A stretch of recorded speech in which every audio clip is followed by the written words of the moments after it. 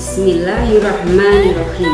Assalamualaikum warahmatullahi wabarakatuh. Alhamdulillahirabbil alamin.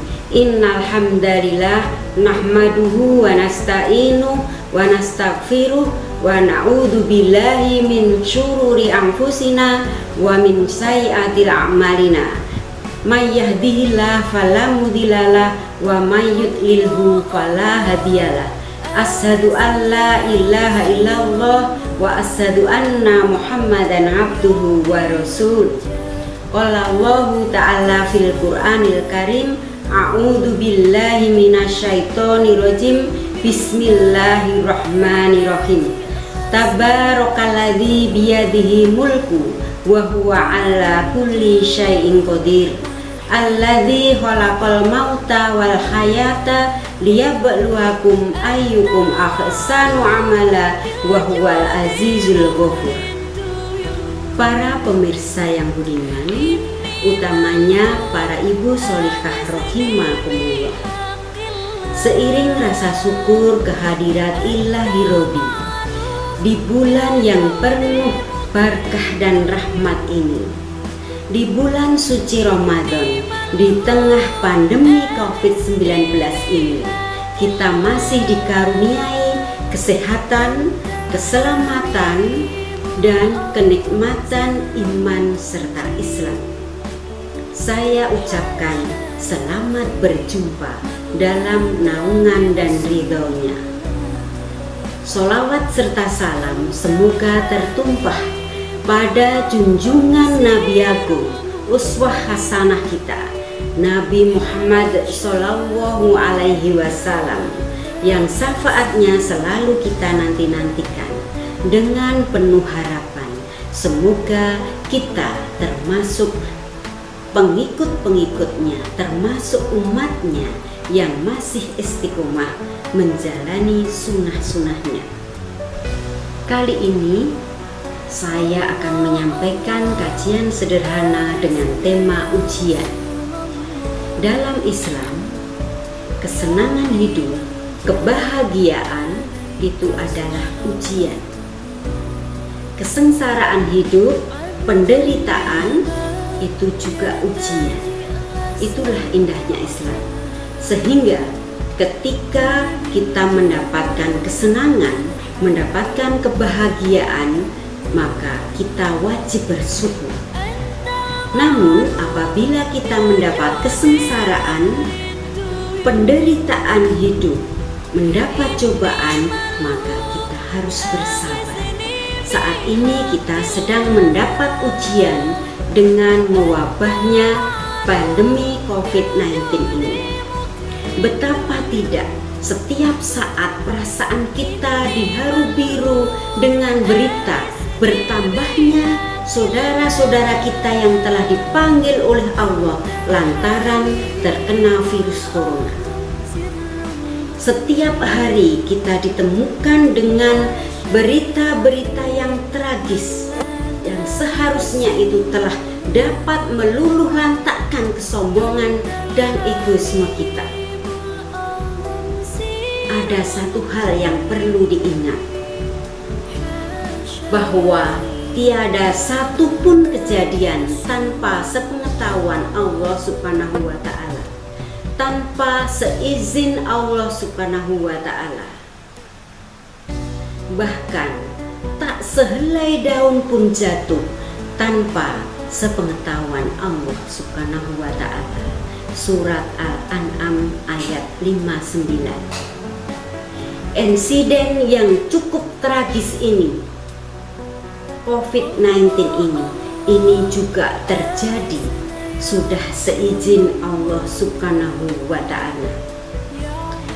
Karena itu kita harus kembali kepada Allah, farudhu ilallah wa rasulihi, dan kita harus yakin sebagaimana firman Allah dalam surat At-Taghabun ayat 11, bahwa tak satu pun musibah ini terjadi tanpa seizin Allah Subhanahu wa Ta'ala. Maka jika kamu beriman, Allah akan memberikan pertolongan kamu. Sebagaimana tadi saya sampaikan, firman Allah dalam surat Al-Mulk ayat 1 dan 2. Al-Mulk artinya adalah kerajaan. Nama lain dari surat ini adalah At-Tabarok, Maha Suci. Surat ini tergolong surat Makkiyah yang terdiri dari 30 ayat, dan yang saya sampaikan ini adalah 2 di antaranya. Asbabun nuzul dari surat ini, sebab-sebab turunnya, ini diriwayatkan oleh Ibnu Abbas bahwa kaum musyrikin pada saat itu mencaci maki Rasulullah SAW, lalu Allah menyebabkan cacian melalui surat-surat Al-Mulk ini. Surat ini dapat diambil pelajaran. Jadi dari asbabun nuzul itu bisa jadi ketika Rasulullah dicaci maki oleh orang kafirin itu, kaum kafir itu adalah merupakan ujian. Kemudian kemungkinan yang kedua, bisa jadi orang-orang musyrik tidak puas, tidak senang karena Nabi Muhammad diangkat menjadi nabi sekaligus rasul. Namun demikian, apa yang sudah menjadi kehendak Allah itu sudah tidak ada siapapun yang akan menghalanginya. Pemirsa rahimakumullah, surat itu diawali dengan menyebut sifat mulia Allah, yakni Tabaraka, Maha Suci Engkau ya Allah. Selengkapnya, Tabarakalladzi biyadihi mulku, Maha Suci Engkau ya Allah yang di tangannya adalah kerajaan. Allah dapat memberikan kerajaan itu kepada siapa yang dikehendaki, dan Allah akan menarik kerajaan itu dari siapa yang dikehendaki pula.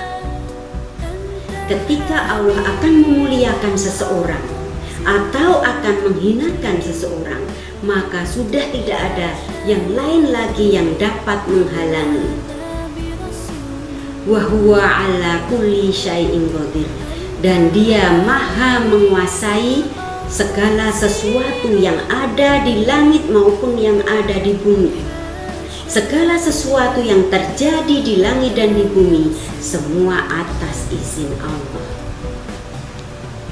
Alladzi khalaqal mauta wal hayata, yang menjadikan mati dan hidup, liyabluwakum, untuk dapat menguji kamu, ayyukum, dan dapat mengetahui siapa di antara kamu ahsanu amala, yang lebih baik amalnya. Kemudian dari ayat itu diakhiri dengan wahwal azizul ghafur, dan dia maha perkasa dan maha pengampun.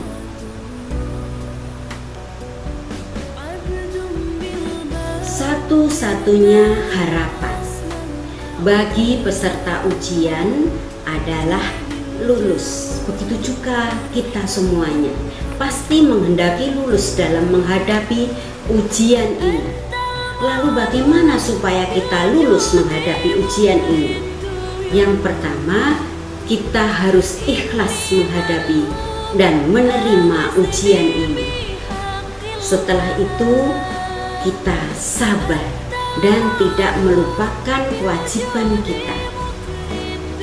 Di bulan Ramadan ini, saya mengajak kepada Bapak dan Ibu bagaimana kita bisa meningkatkan ibadah kita supaya ibadah kita lebih berkualitas. Tentunya dengan penuh kesabaran dalam menghadapi ujian ini, dengan melaksanakan ibadah yang sebaik-baiknya. Wasta'inu bis-sabri was-shalah. Mohonlah pertolongan kepada Allah dengan sabar dan sholat. Surat Al-Baqarah ayat 45. Memang ini perlu kita awali dengan refleksi diri, dengan bermuhasabah, dengan dosa apakah Sebesar apakah dosa yang telah kita lakukan sehingga kita mendapatkan ujian yang seberat ini?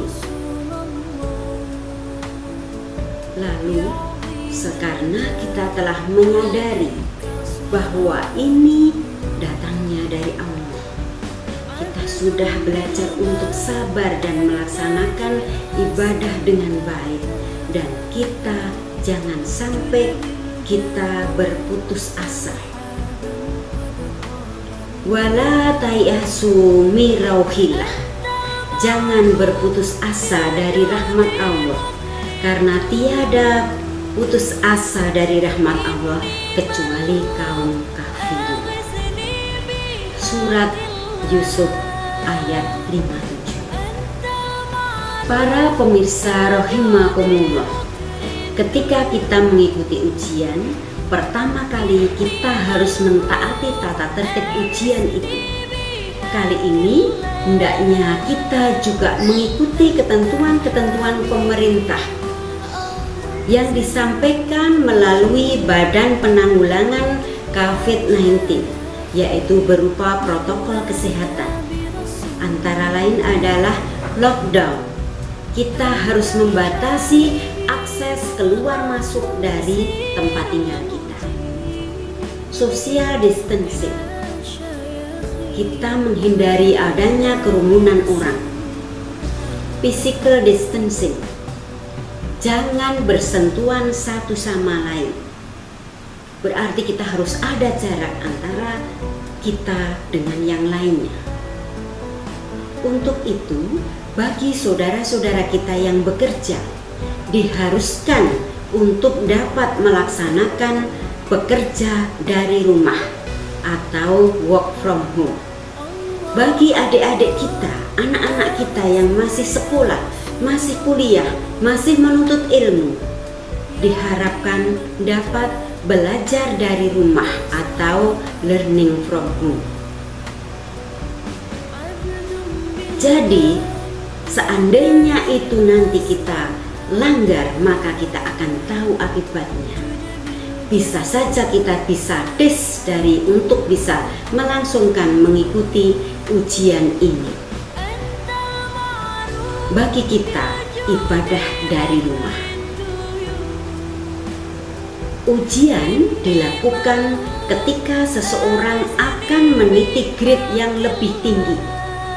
Begitu juga Allah akan mengangkat derajat kita selangkah lebih maju, setapak lebih tinggi apabila kita lulus dalam mengikuti ujian ini.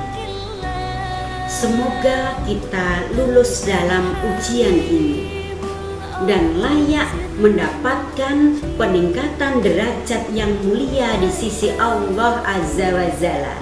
Tiada lain adalah surga. Semoga COVID-19 ini segera berakhir dan meninggalkan kita semuanya.